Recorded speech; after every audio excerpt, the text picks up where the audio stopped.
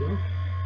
Today I'm going to read from Sources for America's History, Volume 2, edited by Kevin Sheets, and printed by Bedford St. Martin's Press.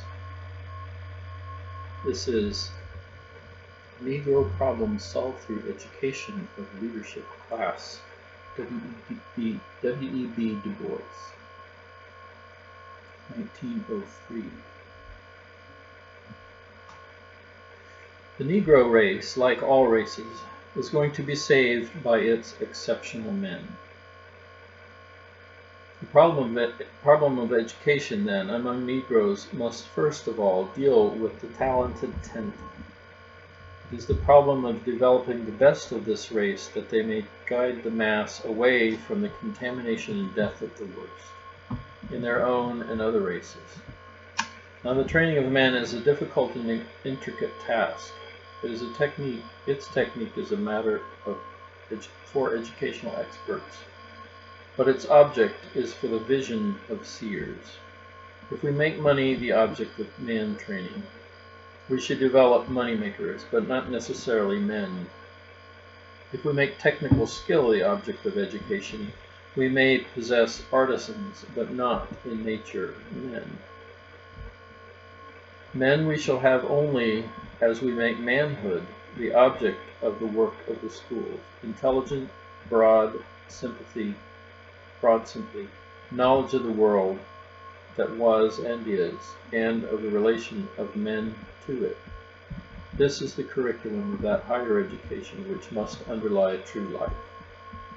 On this foundation we may build bread-winning, skill of hand, and quickness of brain, with never a fear lest the child in man mistake the means of living for the object of life.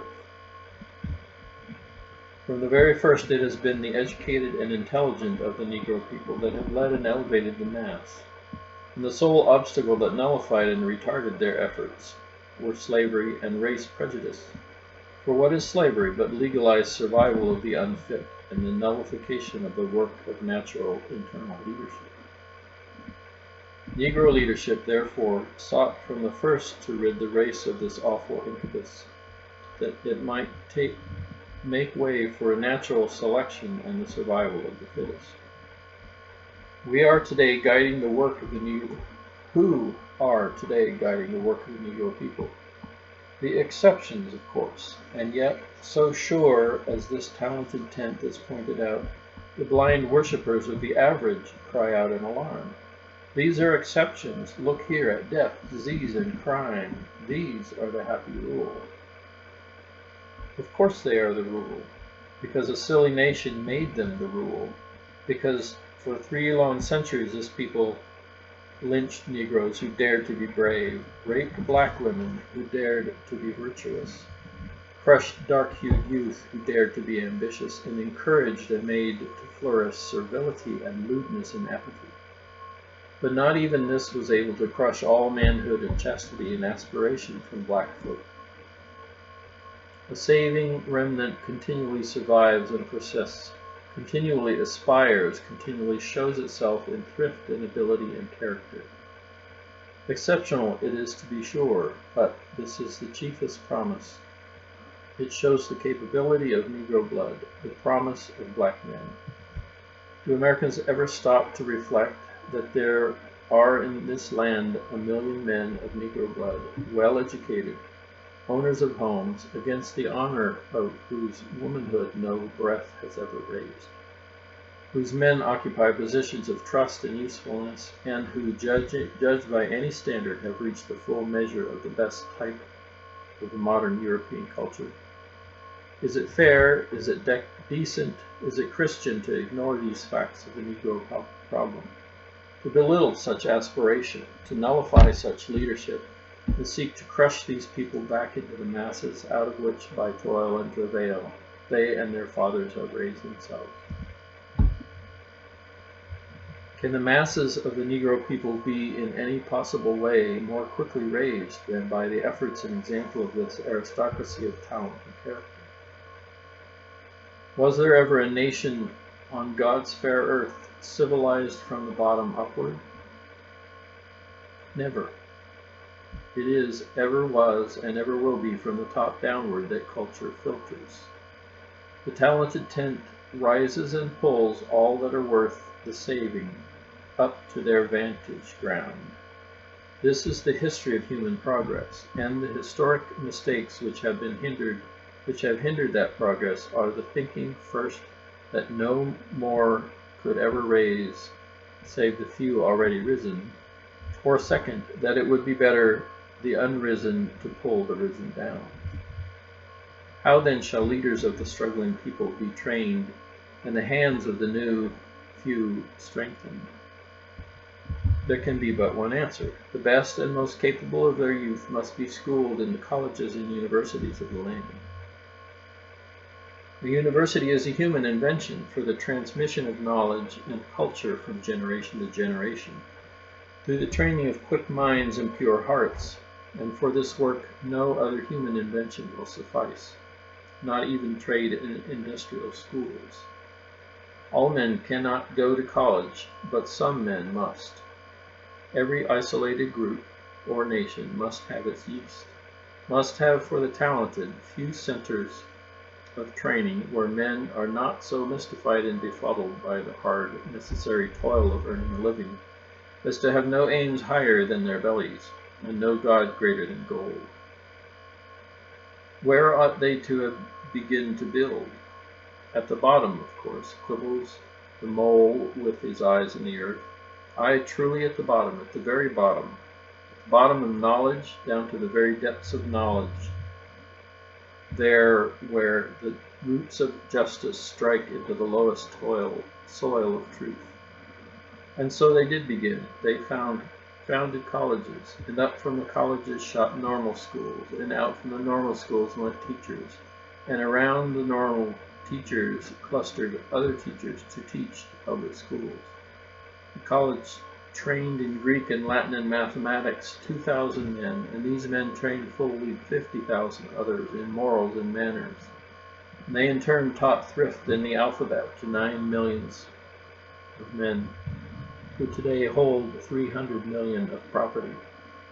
It was a miracle, the most wonderful peace battle of the 19th century, and yet today men smile at it, and in fine superiority tell us that it was all a strange mistake, that a proper way to found a system of education is first to gather the children and buy them spelling books and hose. Afterward, men may look about for teachers, if happily they may find them, or again they would teach men work. But as for life, why, what has work to do with life? They ask vacantly. The main question so far as the Southern Negro is concerned is, what under the present circumstance must a system of education do in order to raise the Negroes as quickly as possible to the scale of civilization? The answer to this question seems to me clear. You must strengthen the Negro's character, increase his knowledge, and teach him to earn a living.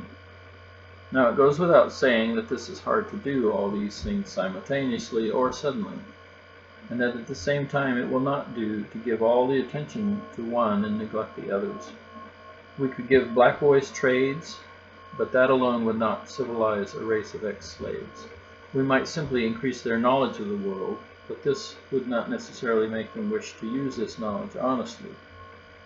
We might seek to strengthen character and purpose, but to what end if this people have nothing to eat or to wear? A system of education is not one thing, nor does it have a single definite object, nor is it a merely matter of schools. Education is what that whole system of human training within and without the schoolhouse walls, which molds and develops men. If then we start out to train an ignorant and unskilled people with a heritage of bad habits, our system of training must set before itself two great aims, the one dealing with knowledge and character, the other seeking to give the child the necessary knowledge for him to earn a living under the present circumstances. These objects are accomplished in part by the opening of the common schools on the one and the industry schools on the other, but only in part, for there must also be trained those who are to teach these schools, men and women of knowledge and culture and technical skill who understand modern civilization and have the training and aptitude to impart it to the children under them. There must be teachers and teachers of teachers, and to attempt to establish any sort of system of common and industrial school training without first providing for the higher education of the very best teachers is simply to throw your money to the winds. Schoolhouses do not teach themselves. Piles of brick and mortar and machinery do not send out men. It is the trained, living human soul, cultivated and strengthened by long study and thought, that breathes the real life, the breath of life into boys and girls and makes them human. Whether they be black or white, Greek, Russian, or American, nothing in these latter days has so dampened the faith of thinking Negroes in recent educational movements as the fact that such movements have been accomplished by ridicule, accompanied by ridicule and denouncement and decrying of those very institutions of higher training which made the Negro public school possible and made Negro industrial schools thinkable. I would not deny, or for a moment seem to deny, the paramount necessity of teaching the Negro to work, and to work steadily and skillfully, or seem to deprecate in the slightest degree the important part of industrial schools must play in the accomplishment of these ends. But I do say, and insist upon it, that it is industrialism drunk with its vision of success to imagine that its own work can be accomplished without providing for the training of broadly cultured men and women to teach its own teachers and to teach the teachers of the public schools. I am in earnest advocate of manual training and trade teaching for black boys and for white boys too. I believe that next to the founding of Negro colleges, the most valuable addition to Negro education since the war has been the industrial training for black boys. Nevertheless, I insist that the object of all true education is not to make men carpenters, it is to make carpenters men. Thus again, in the manning of the trade schools and manual training schools, we are thrown back upon the higher training as its source and chief support. There was a time when any aged and worn-out carpenter could teach in a trade school, but not today. Indeed, the demand for college-bred men by a school like Tuskegee ought to make Booker T. Washington the firmest friend of higher training. Here he has as helpers the son of a Negro senator trained in Greek and the humanities and graduated at Harvard, the son of a Negro congressman and lawyer trained in Latin and mathematics, graduated at Oberlin. He has as his wife a woman who reads Virgil and Homer in the same classroom with me. He has a college chaplain, a classical graduate of Atlanta University, as teacher of science, a graduate of Fisk, as a teacher of history, a graduate of Smith. Indeed, some 30 of his chief teachers are college graduates, and instead of studying French grammar in the midst of weeds or buying pianos for dirty cabins, they are at Mr. Washington's right hand, helping him in a noble work. And yet one of the effects of Mr. Washington's propaganda has been to throw doubt upon the expediency of such training for Negroes as these persons have had. Men of America, the problem is plain before you. Here is a race transplanted through the criminal foolishness of your fathers. Whether you like it or not, the millions are here, and here they will remain. If you do not lift them up, they will pull you down. Education and work are the levers to uplift people. Work alone will not do it unless inspired by the right ideals and guided by intelligence. Education must not simply teach work, it must teach life. The talented tenth of the Negro race must make leaders of thought and missionaries of culture among their people. No others can do this work, and Negro colleges must train men for it. The Negro race, like all other races, is going to be saved by its exceptional men.